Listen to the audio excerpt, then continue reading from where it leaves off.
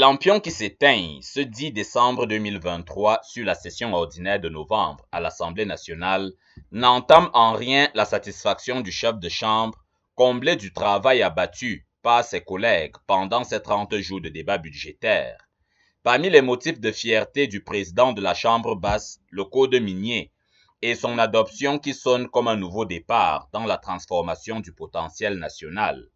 Elle est la réponse idoine à la volonté du chef de l'État, son Excellence, M. Paul Biya, de faire du Cameroun un pays de production et même d'exportation, non plus simplement un pays de potentialité minière. L'attention de la 9e législature a été aussi attirée sur les grèves des enseignants dont la chronique s'écrit depuis des mois au Cameroun.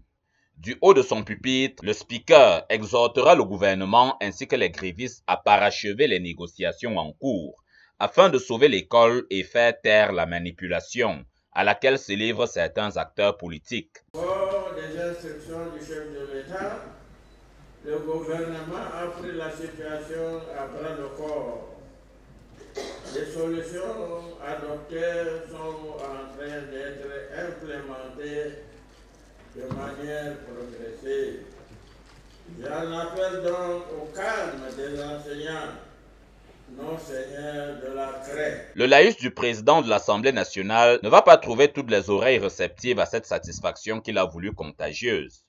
La crise anglophone, sujet pour lequel une minute de silence a été observée en hommage aux morts du dernier carnage de Galim et toutes les autres violations que décrit le banc de l'opposition, tarde encore à faire sensation dans la main courante des séances plénières. Nous sommes fatigués de faire une minute de silence à chaque fois. L'UDC a demandé une séance plénière spéciale pour le problème du nord-ouest et sud-ouest. Tout ce qui se passe, dernièrement c'était à l'ouest avec le problème de Galim. Année après année, la loi est violée. Nous devons recevoir des milliers de pages, des dizaines de milliers de pages, c'est-à-dire la loi de finances principale et ses annexes. Nous devons les recevoir ici à l'Assemblée 2 semaines avant. La commission de finances est habilitée à travailler entre 2 sessions. Et même de façon informelle, nous pourrions avoir accès à cette loi pour pouvoir travailler, l'examiner, solliciter, si besoin, des expertises, pour que nous puissions véritablement représenter ce qu'ils nous ont envoyé ici. On reste très ambitieux, déterminé à réaliser ses rêves. Aux côtés et derrière notre président, notre champion.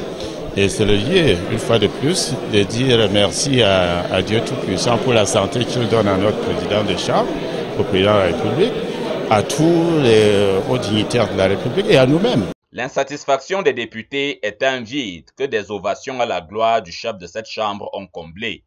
Des youyous qui évacuent certainement le mauvais vent qui avait soufflé des jours avant sur cette gandoura blanche.